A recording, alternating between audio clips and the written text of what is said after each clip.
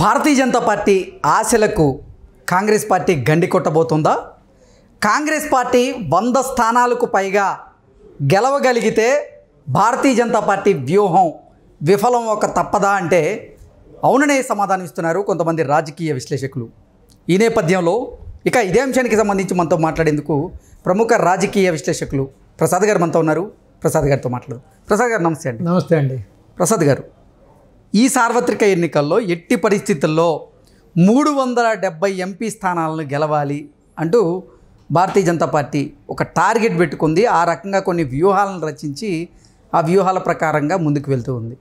అయితే ప్రముఖ ఎన్నికల వ్యూహకర్త ప్రశాంత్ కిషోర్ చెప్పడం మాత్రం కాంగ్రెస్ పార్టీ 100 స్థానాలకు పైగా గెలవబోతోంది అంటూ ఆయన చెప్పినటువంటి నేపథ్యంలో ఏంటి నిజంగా భారతీయ జనతా పార్టీ ఆశలకు కాంగ్రెస్ పార్టీ గండి కొట్టబోతుందా?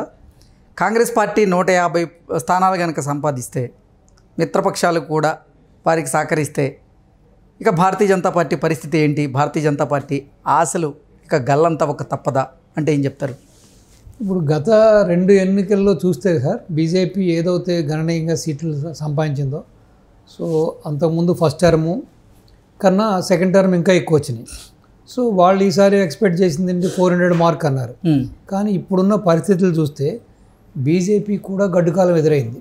ఎస్పెషల్లీ నార్త్లో కూడా అంత అనుకూలంగా లేదంటున్నారు.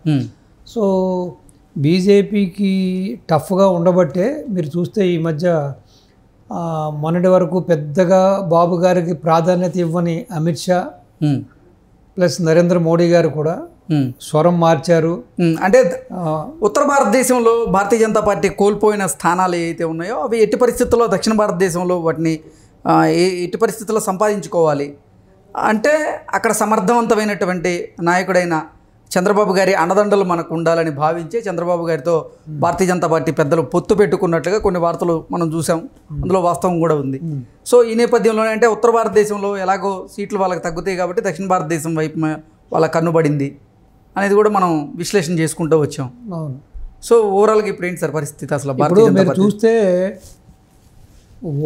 ఈ యొక్క ఎలక్షన్ సజావుగా జరగాలంటే సెంట్రల్ సపోర్ట్ కంపల్సరీ అని బాబు గారు నిర్ణయించుకుని వాళ్ళతోటి అలయన్స్కి వెళ్ళడం కోసం బీజేపీతో ముమ్మరంగా ప్రయత్నాలు చేసినప్పుడు కూడా బీజేపీ యొక్క వ్యవహార శైలి ఎలాగుంది, వాళ్ళు ఏ విధంగా డిమాండ్స్ పెట్టారు, ఏ విధంగా చేశారు, ఈవెన్ 0.5% కూడా ఏపీలో వాళ్ళకి లేకుండానే ఎన్ని ఎమ్మెల్యే సీట్లు తీసుకున్నారు, ఎన్ని ఎంపీ సీట్లు తీసుకున్నారు మీరు చూశారు.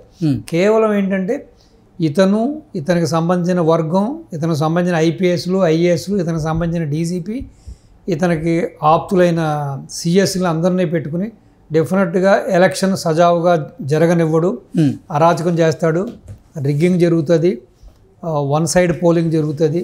కాబట్టి ఇటు టీడీపీ కార్యకర్తలను కానీ టీడీపీ నాయకులను కానీ భయభ్రాంతులు చేసి వాళ్ళకు అనుకూలంగా ఎలక్షన్ చేసుకుంటారని చెప్పి ఇన్ని కారణాలు ఆలోచించిన బాబు గారు ఒక మెట్టు దిగి బీజేపీతో అలయన్స్ పెట్టుకోవడానికి ఆయన చేసిన ప్రయత్నాలు, దానికి వాళ్ళు ఎంత ఈయన్ని ఇబ్బంది పెట్టి ఎన్ని రకాలుగా వాళ్ళు డిమాండ్స్ పెట్టి చివరికి వాళ్ళు ఒప్పుకున్నారో మనం అందరికీ తెలిసిన యథార్థం అది.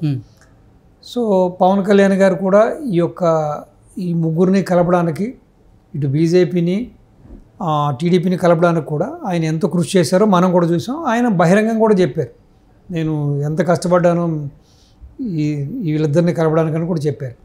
సో అదేవిధంగా చిలకలూరిపేటలో ఆ సభలో చూసినప్పుడు కూడా ప్రధాని గారి ప్రసంగం ఎక్కడా కూడా జగన్ కానీ జగన్ ప్రభుత్వాన్ని కానీ ఎక్కడ తూర్పురు పట్టకుండా, ఎక్కడ కూడా వాళ్ళని వేలెత్తి చూపించకుండా చాలా సాదాసీదాగా సాగింది.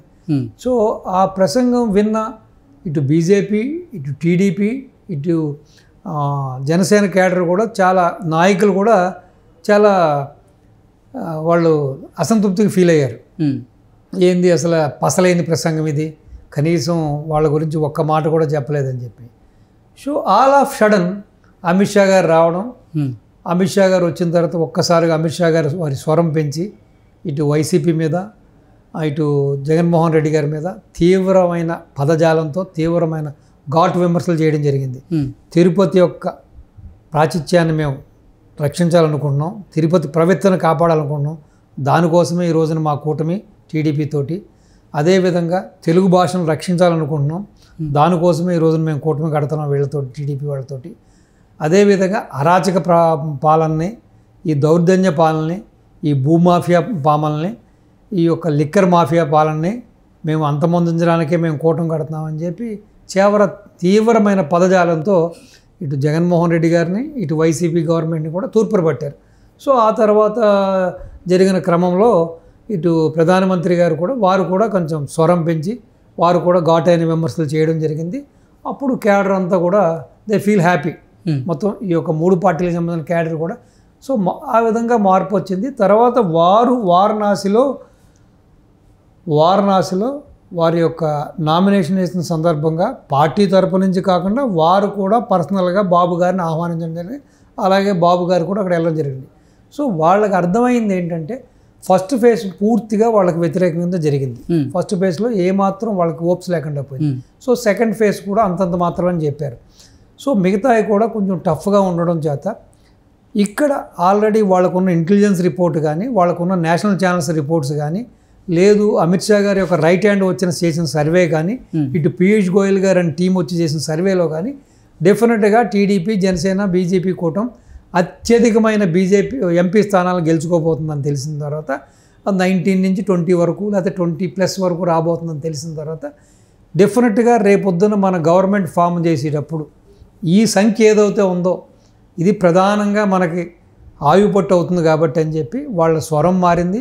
ఆ తర్వాత అక్కడ జరుగుతున్న అక్రమాలు కానీ, అకృత్యాలు కానీ, ఆ వన్ సైడ్ యొక్క రూలింగ్ చూసిన తర్వాత ఇమీడియట్గా వాళ్ళు ఒక 29 మంది ఐఏఎస్ ఐపీఎస్ని మార్చడం జరిగింది.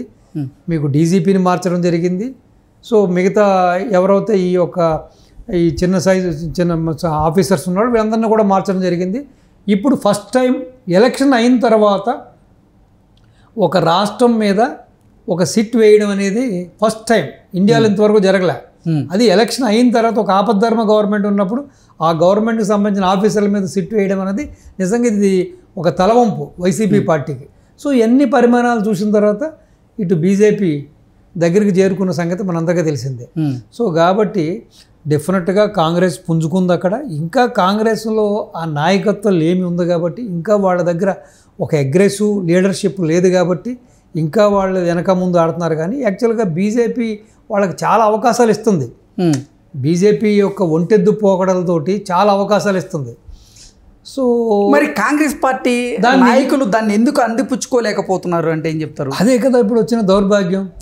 ఇంకా పాత చింతకాయ పచ్చడితోటి ఇంకా పాత కేడర్ని పెట్టుకుని ఇంకా ఇప్పుడు కపిల్ సిబాల్ని నమ్ముకున్నారు. కపిల్ సిబాల్ జంప్ అయిపోయాడు. తర్వాత ఆజాద్ని నమ్ముకున్నారు, అతను జంప్ అయిపోయాడు. ఈ విధంగా చాలామంది వాళ్ళు సీనియర్ నాయకులందరూ కూడా వెళ్ళిపోవడం జరిగింది.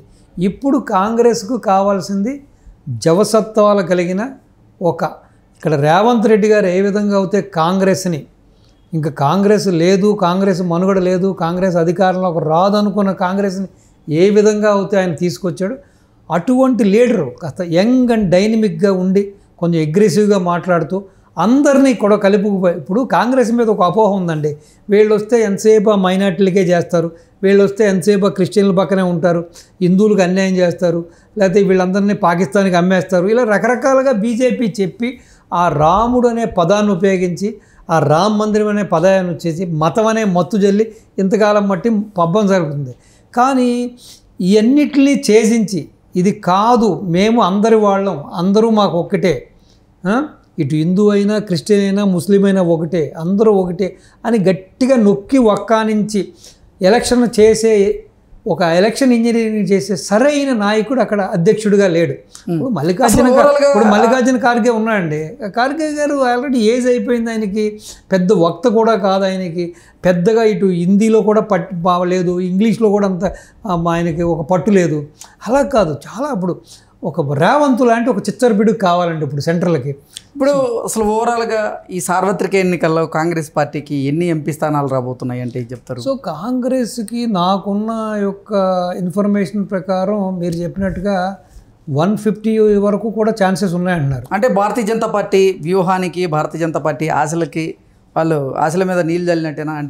అంటే ఒకటి వాళ్ళు అంటే భారతీయ జనతా పార్టీ సింగిల్గానే 370 ఎంపీ స్థానాలు గెలవాలని, మిత్రపక్షాలతో కలిపి 400 స్థానాలకు పైగా గెలవాలని వాళ్ళు ఒక వ్యూహాన్ని రచించారు. అందులో భాగంగానే వారు ప్లాన్ చేసుకుంటూ వెళ్ళారు. అవును, కానీ ఆ పరిస్థితి కనపట్లేదండి ఇప్పుడు. ఆ పరిస్థితి కనపట్లేదు.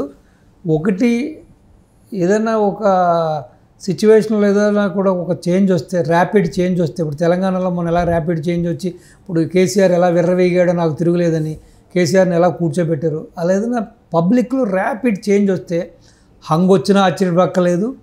లేదు చచ్చి చెడి ఒక మ్యాజిక్ ఫిగర్ వచ్చి బీజేపీ బయటపడడానికి ఛాన్స్ ఉంది. మీరు చెప్పినట్టుగా ఈ 400 ఫిగర్ అనేది అంత ఈజీగా కనిపించట్లేదు. కాంగ్రెస్ కూడా బాగానే పుంజుకుంది. సో కాంగ్రెస్కి సంబంధించిన కొన్ని అలయన్స్ పార్టీలు కూడా వాళ్ళు కూడా క్షేత్రస్థాయిలో స్ట్రాంగ్గానే ఉన్నారు కాబట్టి సో డెఫినెట్గా బీజేపీకి అంత మీరు చెప్పినట్టుగా వార్ వన్ సైడ్ అనే ఫలితాలు మాత్రం వచ్చేలాంటి ఛాన్స్ కనపట్లేదు. Okay sir, thank you so much. నమస్తే.